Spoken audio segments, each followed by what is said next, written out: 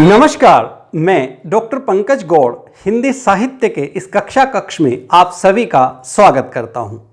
आज हम पढ़ने जा रहे हैं अतीत में दबे पांव। यह पाठ आपकी वितान भाग 2 पूरक पुस्तक में संकलित है। इस पाठ के लेखक हैं ओम थानवी जी। तो सबसे पहले ओम थानवी जी का परिचय। ओम थानवी जी का जन्म सन 1957 में हुआ। आपकी शिक्षा दीक्षा बीकानेर में हुई। राजस्थान विश्वविद्यालय से व्यावसायिक प्रशासन में एमकॉम आपने किया। एडिटर्स गिल्ड ऑफ इंडिया के आप महासचिव रहे। 1980 से 1989 तक 9 वर्ष आप राजस्थान पत्रिका में रहे। इतवारी पत्रिका के संपादन ने साप्ताहिक को विशेष प्रतिष्ठा दिलाई। सजग और बौद्धिक समाज में इतवारी पत्रिका ने अपने दौर में विशिष्ट स्थान बनाया। आपने सामाजिक और सांस्कृतिक सरोकारों के लिए जाने जाते हैं। अभिनेता और निर्देशक के रूप में स्वयं रंगमंच पर आप सक्रिय रहे। साहित्य, कला, सिनेमा, वास्तुकला, पुरातत्व और पर्यावरण में आप गहन दिलचस्पी रखते हैं। 80 के दशक में centre for science environment CSE की फेलोशिप पर राजस्थान के पारंपरिक जल स्रोतों पर खोजबीन कर आपने विस्तार से लिखा। पत्रकारिता के लिए अन्य पुरस्कारों के साथ साथ गणेश शंकर विद्यार्थी पुरस्कार आपको प्राप्त हुआ। 1999 से संपादक होने के नाते आप दैनिक जनसत्ता दिल्ली और कलकत्ता के संस्करणों का दायित्व संभाले हुए रहे। 17 वर्षों तक आप इंडियन एक्सप्रेस समूह में कार्य करते रहे और वर्तमान में आप हरिदेव जोशी पत्रकारिता एवं जनसंचार विश्वविद्यालय के संस्थापक कुलपति के रूप में कार्य कर रहे हैं। आपका पूरा जीवन समाज, पत्रकारिता को समर्पित रहा। आपका लिखा हुआ यह विशेष पाठ अतीत में दबे पांव आपके इतिहासवेता स्वरूप को हमारे सामने रखता है। आप जानते हैं कि आपके पाठ्यक्रम में जो पूरक पुस्तक रखी गई है उसका उद्देश्य नई नई विधाओं के प्रति आपके मन में आकर्षण उत्पन्न करना, कल्पना शक्ति का विकास करना, पाठ्य सामग्री के लिए नई नई सुरुचिपूर्ण विधाएं उपलब्ध करवाना है। तो इसी अनुरूप साहित्य के इतिहास के झरोखे से यह एक अद्भुत पाठ अतीत में दबे पांव। इतिहास हमें दिशा दे सकता है तो ऐतिहासिक नगर सभ्यता के विकास को दिशा दे सकते हैं। इसी संदर्भ में यह रचना ओम थानवी की यात्रा वृत्तांत और रिपोर्ट का मिला जुला रूप है, जो अब तक के ज्ञात में भारतीय भूमि ही नहीं विश्व फलक पर घटित सभ्यता की सबसे प्राचीन घटना को उतने ही सुनियोजित ढंग से पुनर्जीवित करता है जितने सुनियोजित ढंग से उसके 2 महान नगर मोहनजोदड़ो और हड़प्पा बसे थे। लेखक ने टीलों, स्नानगारों, मृदभांडों, कुओं, तालाबों, मकानों व मार्गों में से प्राप्त पुरातत्वों में मानव संस्कृति की उस समझदार भावात्मक घटना को बड़े इत्मीनान से खोज कर हमें दिखलाया है, जिससे हम इतिहास की सपाट वर्णनात्मकता से ग्रस्त होने की जगह इतिहास बोध से तर होते हैं। सिंधु सभ्यता के सबसे बड़े शहर मोहनजोदड़ो की नगर योजना अभिभूत करती है। वह आज के सेक्टर मार्का कॉलोनियों के निरस नियोजन की अपेक्षा ज़्यादा रचनात्मक थी, क्योंकि उसकी बनावट, उसकी बसावट शहर के खुद विकसने का अवकाश भी छोड़कर चलती थी। पुरातत्व के निष्प्राण पड़े चिन्हों में से एक जमाने में आबाद घरों, लोगों और उनकी सामाजिक, धार्मिक, राजनीतिक व आर्थिक गतिविधियों का पुख्ता अनुमान किया जा सकता है। वह सभ्यता ताकत के बल पर शासित होने की जगह आपसी समझ से अनुशासित थी। उसमें भव्यता थी पर आडंबर नहीं था। उसकी खूबी उसका सौंदर्य बोध था, जो राजपोषित या धर्म पोषित न होकर समाज पोषित था। अतीत की ऐसी कहानियों के स्मारक चिन्हों का आधुनिक व्यवस्था के विकास अभियानों की भेंट चढ़ते जाना भी लेखक को कचोटता है। इन सारे महत्वपूर्ण प्रश्नों को बहुत ही गंभीरता और उत्तरदायित्वपूर्ण तरीके से लेखक इस पाठ के माध्यम से हमारे सामने रखते हैं। अतीत के साथ संवाद का यह एक बहुत ही बेहतरीन अवसर है। आइए सबसे पहले पाठ का सारांश जानते हैं। लेखक कहते हैं, हड़प्पा और मोहनजोदड़ो दोनों स्थान अभी तक दुनिया के सबसे पुराने नियोजित शहर माने जाते हैं। मोहनजोदड़ो ताम्रकाल के शहरों में सबसे बड़ा था। यहाँ खुदाई में बड़ी तादाद में इमारतें, सड़कें, धातु पत्थर की मूर्तियाँ, मोहरें, साजो सामान और खिलौने आदि मिले हैं। हड़प्पा के ज़्यादातर साक्ष्य रेल लाइन बिछले के दौरान विकास की भेंट चढ़ गए हैं। मोहनजोदड़ो को सभ्यता का केंद्र माना जाता है। यह 200 हेक्टेयर क्षेत्र में फैला था तथा इसकी आबादी लगभग 85,000 थी। यह नगर छोटे मोटे टीलों पर आबाद था और सबसे बड़ी बात है कि ये टीले प्राकृतिक नहीं थे अपितु मनुष्य निर्मित थे। कच्ची पक्की ईंटों से धरती की सतह को ऊंचा उठाया गया था। इस शहर की सड़कों व गलियों में अब भी आप घूम सकते हैं। यहाँ का सामान अजायब घरों की शोभा बढ़ा रहा है, परंतु शहर वहीं है। इस शहर की गलियाँ, मकान, चबूतरे, खिड़की, रसोई, सड़कें आदि सुंदर नगर नियोजन की कहानी कहते हैं। शहर के सबसे ऊंचे चबूतरे पर बड़ा बौद्ध स्तूप है, परंतु यह मोहनजोदड़ो सभ्यता के जीर्ण शीर्ण टिले पर बना है। 1922 में राखलदास बनर्जी ने इस स्तूप की खोज की तो उन्हें यहाँ ईसा पूर्व के निशान मिले थे। तत्कालीन भारतीय पुरातत्व सर्वेक्षण के महानिदेशक जॉन मार्शल के निर्देश पर खुदाई का व्यापक अभियान शुरू हुआ। नागर सभ्यता का सबसे पुराना लैंडस्केप कहा गया है। सर्दी के मौसम में भी धूप घुमाएं तो तस्वीरों के रंग उड़े हुए प्रतीत होते हैं। स्तूप वाले हिस्से को गढ़ कहा जाता है। दुनिया भर की प्रसिद्ध इमारतों के खंडहर चबूतरे के पश्चिम में हैं। इससे में प्रशासनिक इमारतें, सभा भवन, ज्ञानशाला और कोठरी हैं। केवल अनुष्ठानिक महाकुंड अपने मूल स्वरूप में बचा है। शेष इमारतें उजड़ी हुई हैं। मोहनजोदड़ो का नगर नियोजन बेमिसाल है। लेखक लिखते हैं, नगर नियोजन की मोहनजोदड़ो अनूठी मिसाल है।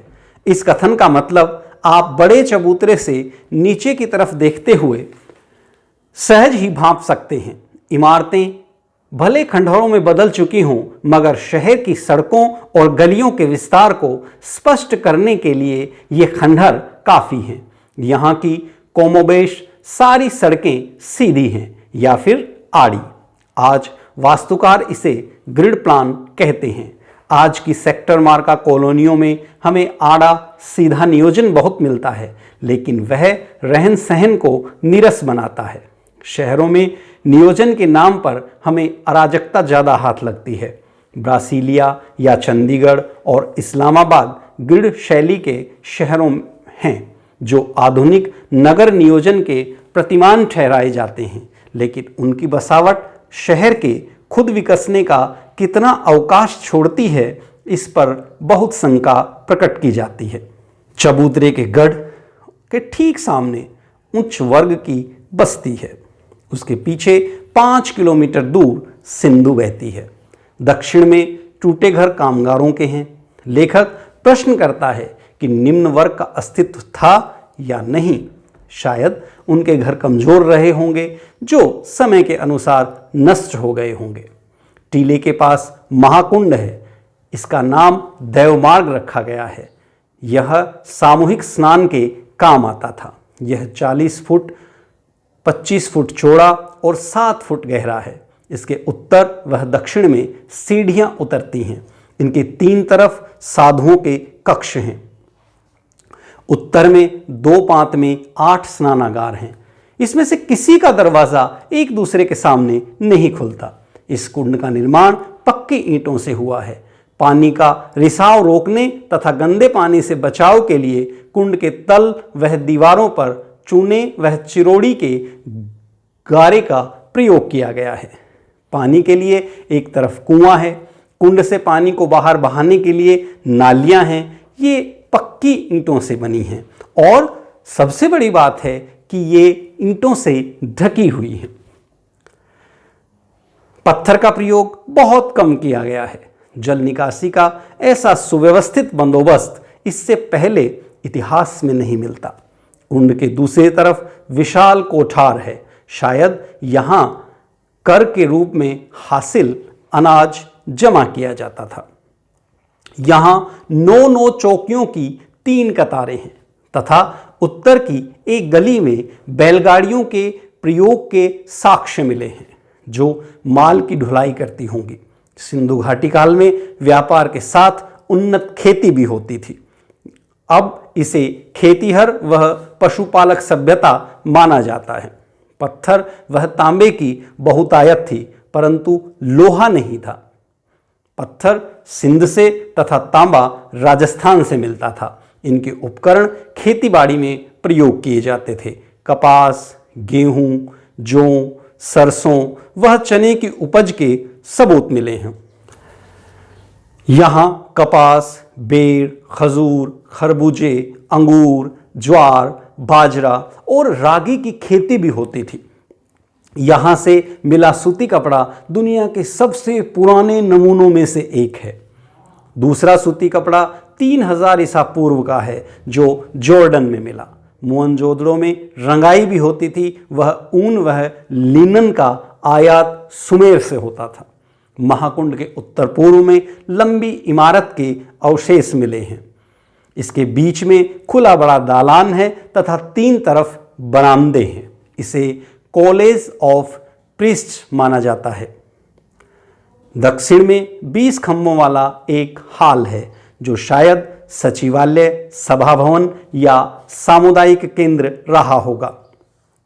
गढ़ की 4 दीवारी के बाहर नीचा नगर था। खुदाई की प्रक्रिया में टीलों का आकार घट गया था। पूरब की बस्ती रईसों की बस्ती है। इसमें बड़े घर, चौड़ी सड़कें और ज्यादा कुएं थे। मोहनजोदड़ो के सभी खंडहरों की खुदाई करने वाले पुरातत्ववेदाओं का संक्षिप्त नाम डीके रचा गया है।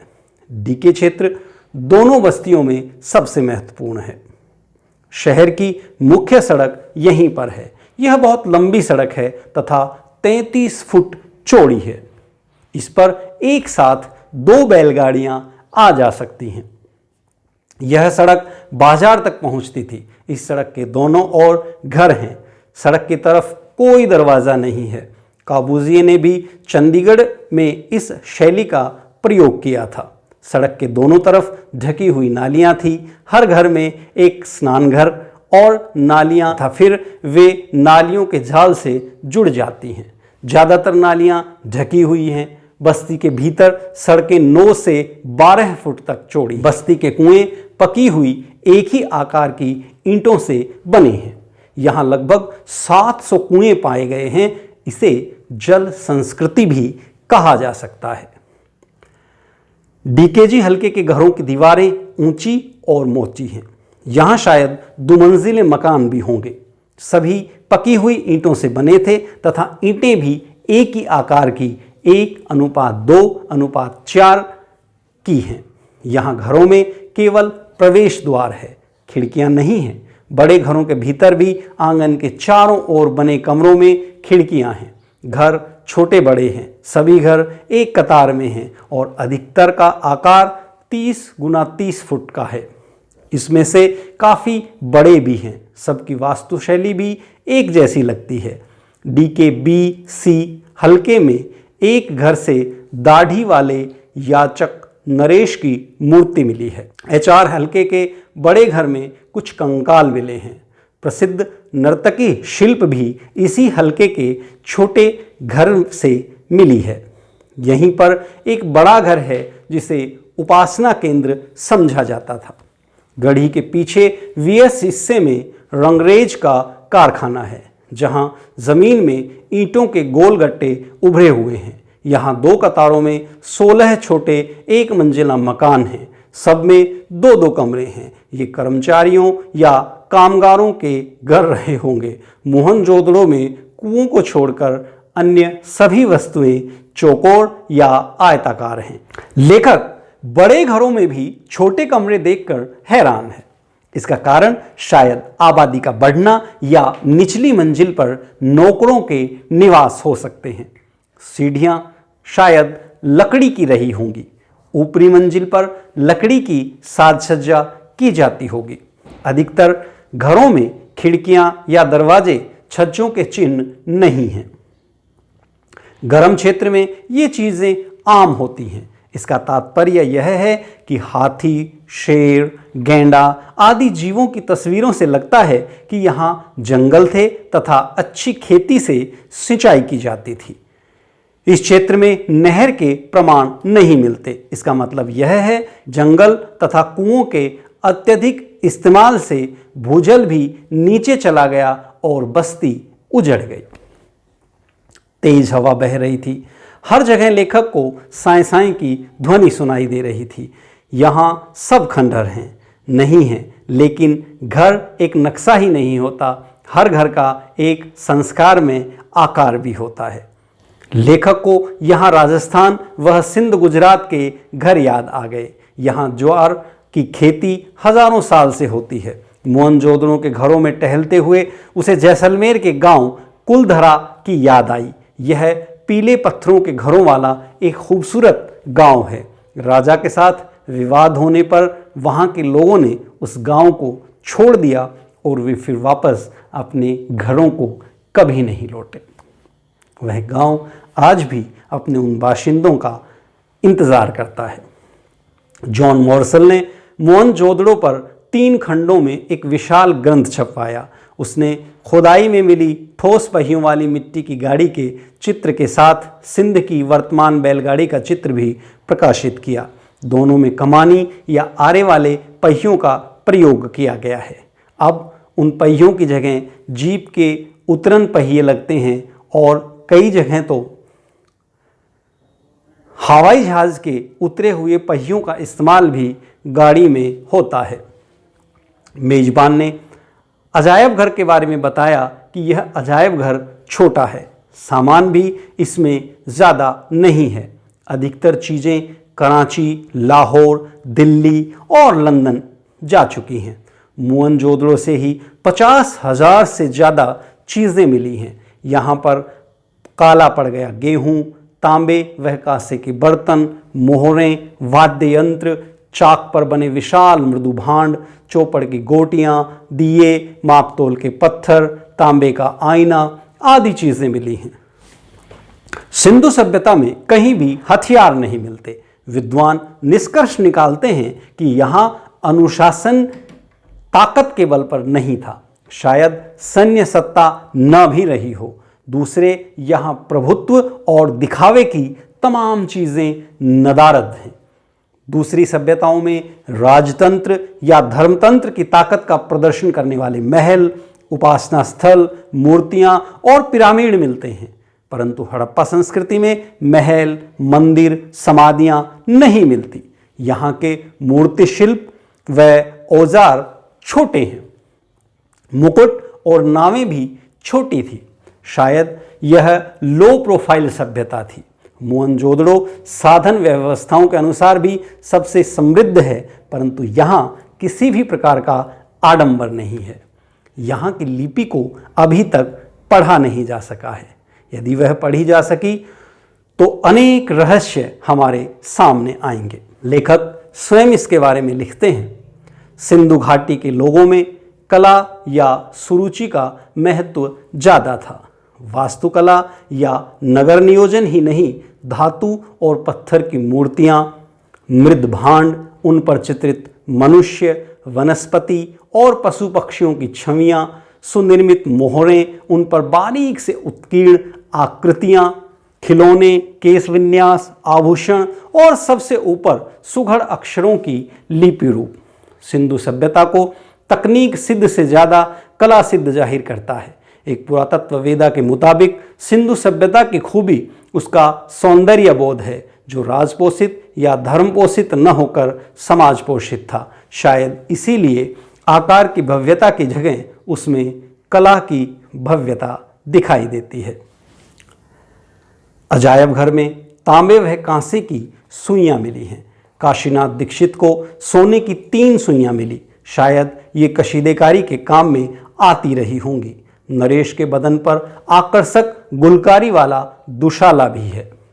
यहाँ हाथीदांत वह तांबे के सुए भी मिले हैं, जो शायद दरिया बनाने के काम आते थे।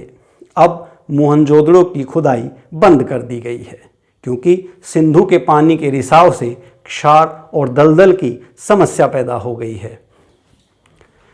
इस प्रकार लेखक अतीत में दबे पांव हमें अपने साथ ले जाता है और इस सभ्यता के कितने महत्वपूर्ण सोपानों से हमारा परिचय करवाता है।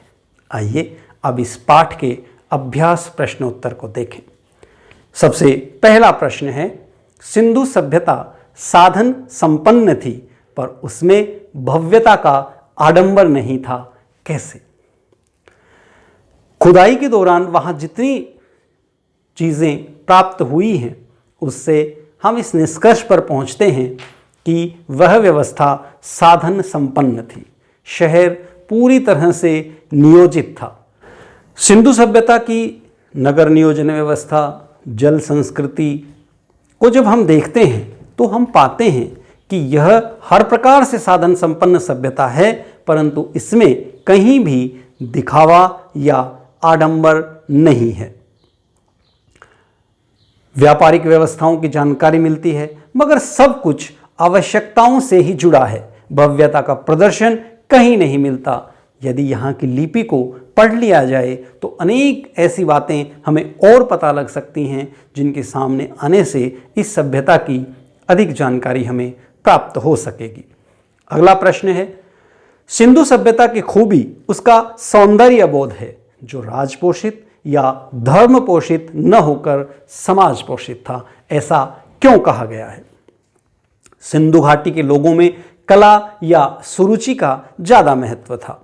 वास्तुकला या नगर नियोजन ही नहीं, धातु और पत्थर की मूर्तियाँ, मृदभांड, उस पर चित्रित मनुष्य, वनस्पति और पशु पक्षियों की छवियाँ, सुनिर्मित मोहरें, उन पर बारीकी से उत्कीर्ण आकृतियाँ, खिलौने, केश विन्यास, आभूषण और सुघड़ अक्षरों के लिपि रूप सिंधु सभ्यता को तकनीक सिद्ध करते हैं। इसमें न तो किसी राजा का प्रभाव हमें दिखाई देता है और न ही यह किसी धर्म से आक्रांत या बहुत अधिक प्रभावित नजर आती है। प्राप्त सभी चीज़ों के आधार पर निश्चयात्मक रूप से यह कहा जा सकता है कि यह सभ्यता राजपोषित या धर्म पोषित न होकर के स्वपोषित सभ्यता है, जो आधुनिक समाज के लिए एक बहुत बड़ा संदेश है। अगला प्रश्न है, पुरातत्व के किन चिन्हों के आधार पर आप कह सकते हैं कि सिंधु सभ्यता ताकत से शासित होने की अपेक्षा समझ से अनुशासित सभ्यता थी? सिंधु सभ्यता के जो अवशेष हमें प्राप्त हुए हैं और जो औजार मिले हैं, उसमें औजार तो हैं पर हथियार नहीं हैं। मोहनजोदड़ो, हड़प्पा से लेकर हरियाणा तक समूची सिंधु सभ्यता में हथियार उस तरह नहीं मिलते जैसे किसी राजतंत्र में होते हैं। दूसरी जगहों पर राजतंत्र या धर्मतंत्र की ताकत का प्रदर्शन करने वाले महल, उपासना स्थल, मूर्तियाँ, पिरामिड आदि यहाँ नहीं मिलते। यहाँ जो नावें, जो मुकुट मिले हैं वे बहुत छोटे हैं और उनमें कहीं भी आडंबर या दिखावा, ताकत का प्रदर्शन नहीं है। सब तथ्यों के आधार पर विद्वान यह मानते हैं कि यह सभ्यता समझ से अनुशासित सभ्यता थी, ना कि ताकत से अनुशासित सभ्यता थी। अगला प्रश्न है, यह सच है कि यहाँ किसी आंगन की टूटी फूटी सीढ़ियां अब आपको कहीं नहीं ले जाती, वे आकाश की तरफ अधूरी रह जाती हैं, लेकिन उन अधूरे पायदानों पर खड़े होकर अनुभव किया जा सकता है कि आप दुनिया की छत पर हैं। वहां से आप इतिहास को नहीं, उसके पार झांक रहे हैं। इस कथन के पीछे लेखक का क्या आशय है? इस कथन के पीछे लेखक का आशय यही है कि खंडहर होने के बाद भी पायदान बीते इतिहास का पूरा परिचय देते हैं। इतनी ऊंची छत पर चढ़कर आप इतिहास का अनुभव स्वयं करते हैं, यह बहुत ही रोमांचक क्षण होता है। सिंधु घाटी की सभ्यता केवल इतिहास नहीं है, बल्कि इतिहास के पार की वस्तु है। वहां खड़े होकर जो सामग्री मिली है, उससे आप उन लोगों के जीवन की समस्त कल्पनाएं कर सकते हैं। आप निष्कर्ष पर पहुंचते हैं कि यह एक स्वपोषित सभ्यता है, और इस प्रकार इन सब निष्कर्षों को जानना, समझना, अपनी कल्पना शक्ति का विकास अपने आप में एक अद्भुत, अपूर्व अनुभव की ओर हमें ले जाते हैं। अगला प्रश्न है प्रश्न संख्या 5। टूटे फूटे खंडहर सभ्यता और संस्कृति के इतिहास के साथ साथ धड़कती जिंदगियों के अनछुए समयों का भी दस्तावेज होते हैं। इस कथन का भाव स्पष्ट कीजिए। यह सच है कि टूटे फूटे खंडहर सभ्यता और संस्कृति के इतिहास के साथ साथ धड़कती जिंदगियों के अनछुए समय का भी दस्तावेज होते हैं। मोहनजोदड़ो से प्राप्त खंडहर यह एहसास कराते हैं कि आज से 5000 साल पहले कभी यहाँ बस्ती थी। ये खंडहर उस समय की संस्कृति का परिचय कराते हैं। लेखक कहता है कि इस आदिम शहर के किसी भी मकान की दीवार पर पीठ टिकाकर आप सुस्ता सकते हैं, चाहे वह एक खंडहर ही क्यों न हो। किसी घर की देहरी पर पांव रखकर आप सहसा सहम सकते हैं। रसोई की खिड़की पर खड़े होकर उसकी गंध को महसूस कर सकते हैं, और शहर के किसी सुनसान मार्ग पर कान देकर बैलगाड़ी की रुंझुन को सुन सकते हैं। ये सब एक प्रकार के दस्तावेज हैं जो इतिहास के अनेक अनछुए पहलुओं को हमारे सामने जीवंत जागृत कर देते हैं। अगला प्रश्न है प्रश्न संख्या 6। इस पाठ में एक ऐसे स्थान का वर्णन है जिसे बहुत कम लोगों ने देखा होगा, परंतु इससे आपके मन में उस नगर की एक तस्वीर बनती है। किसी ऐसे ऐतिहासिक स्थल जिसको आपने न देखा हो का वर्णन अपने शब्दों में कीजिए। इस प्रश्न के उत्तर में आपको अपनी कल्पना शक्ति का आश्रय लेना है। आपने यदि ऐसा कोई स्थल देखा हो तो उसका विवरण, वर्णन आप कर सकते हैं। जैसे मुझे कन्याकुमारी में विवेकानंद स्मारक और थिरुवल्लुवर की मूर्ति को देखने का अवसर मिला। एक कवि को इतना बड़ा सम्मान मिलते हुए मैंने इससे पहले नहीं देखा था। तो विवेकानंद जैसे अध्येता और थिरुवल्लुवर के विषय में जानकर के मुझे बहुत ही अच्छा और आनंददायक अनुभव हुआ। सागर की लहरों के बीच खड़ी हुई वे ऊंची ऊंची प्रतिमाएं लगातार हमारा मार्गदर्शन करती हैं, हमें प्रेरणा देती हैं। इस प्रकार आप भी जिस ऐतिहासिक स्थल का आपने भ्रमण किया हो उसके संदर्भ में अपने विचारों को व्यक्त कर सकते हैं। अगला प्रश्न है प्रश्न संख्या 7।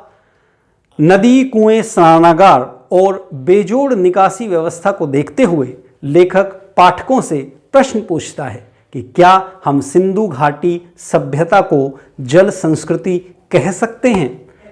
आपका जवाब लेखक के पक्ष में है या विपक्ष में, तर्क दीजिए। सिंधु घाटी की सभ्यता में नदी, कुएं, स्नानागार, बेजोड़ जल निकासी की व्यवस्था देख करके लेखक इसे जल संस्कृति की संज्ञा देते हैं। निश्चित रूप से हम लेखक के इस तर्क से सहमत हैं। हम पाते हैं कि उस संस्कृति में जल को बहुत महत्व दिया जाता था। तमाम अनुष्ठानिक कार्यों में उसका महत्व था। जो बड़े स्नानागार मिले हैं वहाँ सामूहिक रूप से जो धार्मिक उत्सव होते थे उनमें भी जल को विशेष महत्व दिया जाता था। जल की निकासी का बड़ा सुंदर व्यवस्था इस पूरी सभ्यता में हम देखते हैं। जल से बचाव का प्रबंधन भी बहुत उत्तम श्रेणी का है। तो इस लिहाज से निश्चित रूप से इस संस्कृति को जल संस्कृति कहा जा सकता है। अंतिम अभ्यास के प्रश्नों में प्रश्न है, सिंधु घाटी की सभ्यता का कोई लिखित साक्ष्य नहीं मिला है, सिर्फ अवशेषों के आधार पर ही धारणा बनाई है। इस लेख में मोहनजोदड़ो के बारे में जो धारणा व्यक्त की गई है, क्या आपके मन में इससे कोई भिन्न धारणा या भाव भी पैदा होता है? इन संभावनाओं पर कक्षा समूह में चर्चा करें। लेखक ने बहुत ही सुंदर वर्णन तमाम वहाँ मिलने वाली वस्तुओं के तथ्यों के आधार पर हमारे समक्ष किया है। लगातार हमें इन पर चिंतन और मनन करना चाहिए। अपनी कक्षा में इन पर चर्चा करनी चाहिए। वहाँ मिलने वाले बर्तन, सिक्के, नगर, ये बात ठीक है कि कुछ लिखित साक्ष्य हमें नहीं प्राप्त हुए हैं, पर जो चीज़ें प्राप्त हुई हैं आधुनिक तकनीकी की मदद से हम उनके समय के बारे में पता लगा सकते हैं। जैसे ही वहाँ की लिपि के संदर्भ में हमें पता लगेगा और अधिक जानकारियाँ हम प्राप्त कर पाएंगे।